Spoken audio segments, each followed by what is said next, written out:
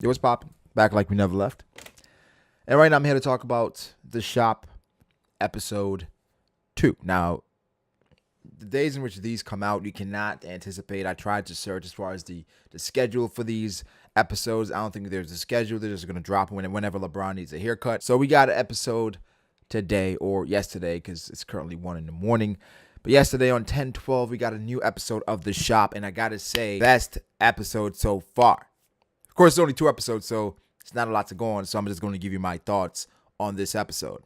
And this episode was a lot better than the first one. A lot better. Now, they had a bunch of people at the beginning, right? You had Mo Bamba, Victor Oladipo, Elena Deladon, Ben Simmons. I'm forgetting people, but those are the people that were there. They were having conversations. It kind of revolved around Mo Bamba and being a rookie and trying to grow. He mentioned that NBA teams, they questioned him about his interest off the field, off the court, and that he was asking how can he balance on the court and off the court stuff. Ben Simmons chimed in about him and improving his game as far as like he felt like a year ago he thought he knew a lot. Then a year later he realized that he didn't know much at all. As far as Elena Deladon, she touched on being in the WNBA and them fighting for more pay.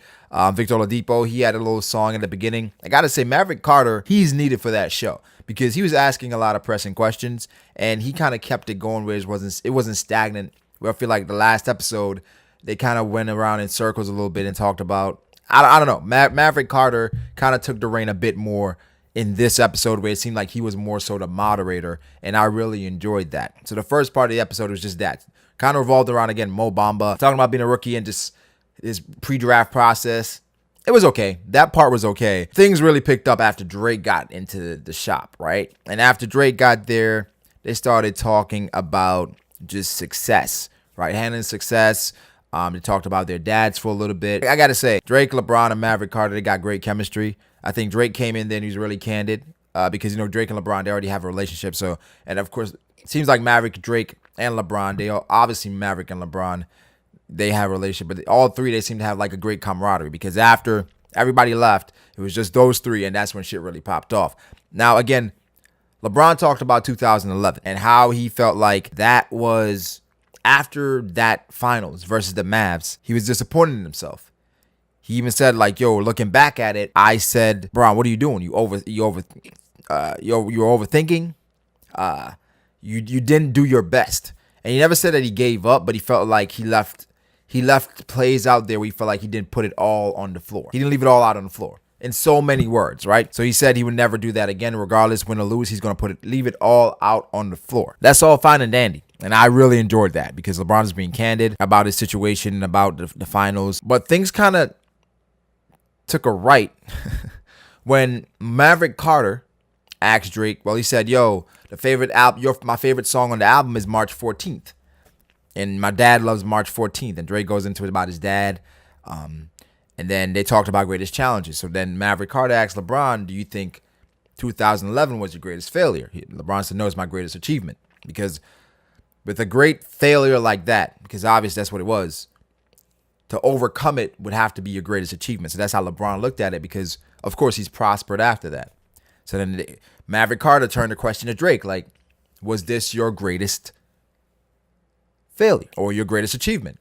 He's like, the summertime was kind of challenging, with Pusha, blah, blah, blah. Then Drake just let it loose. Drake went into his bag as far as his honesty bag. We're assuming, right? Drake basically gave the rundown from the beginning of it all. Drake basically said, yo, Kanye said he want to be my Quincy Jones. We got to work together. I got to be transparent. Tell him my album dates, all this stuff, play my songs. Drake went down there, played his songs. That's when he did Lift Yourself. And he said that did Lift Yourself. Then they went to Wyoming. Basically, nothing really came out of it other than shit for Kanye. He said 40 flew down the day before to Wyoming. And 40 said, yo, shit don't feel right. It feels like he's working on an album. So a few days later, Kanye came out with the whoopity scoop on the beat that they felt on the Lift Yourself that was supposed to be a song. I believe that's what he said. And he said that's when he felt like, okay, is he trying to take shots at me? Is this what it is? And then he said that's when the tour dates came out. Not the tour dates. The album dates came out because Drake told him when he was dropping, June 15th. But then Kanye rolled out with everything happening in June. And then, boom, on Pusha's album, we had the song that was produced by Kanye dissing Drake. And Drake said from that, it was kind of like, yo, I kind of confided in this guy. He said he played in March. He played in March 14th. He showed him a picture of his son. He told him about the problems with his baby moms. He told Kanye all of that. And it wasn't surprising when they came up on Push's diss song. He talked about a diss track, and they talked about responding. Drake was like, I made a song. I went too far, and I had to reel myself back in. He talked about like he's gonna like Pusha. He said at this point he's still mad at Pusha. Is not deaded. He said Pusha is gonna get punched in his fucking face because he dissed 40, and he basically wished death upon 40. And Drake said, they say there's no rules. He said there are rules. I don't know. I'm probably like in the middle with that because I think there are rules to a certain extent. Sometimes the gloves gotta come off. So that's a separate topic. But Drake said, I didn't respond because I felt like I was going to a place that's not me. And, he said after that, he said there were songs that he didn't have before, like while in the midst of that. In My Feelings, Nonstop, shit like that. But Drake was unbelievably honest talking about whatever happened with Pusha and Kanye. And he said that he did research on both of them, and he had shit that was not only for Pusha, but also Kanye. So, I gotta say, the shop has been amazing. Again, getting the different perspective from the athletes is great. They talked about how do you manage being on the court and off the court and having a different persona and all that. Like I said, Obama, he kind of brought that up, and Victor Oladipo touched on that. Oladipo even said, he said that while playing with Russ, something that was killing him was the fact that they kept saying Russ has no help. I thought that would have transitioned into a conversation with LeBron, because I'm sure that made LeBron a little uncomfortable, because playing with LeBron, that's all you hear. LeBron has no help.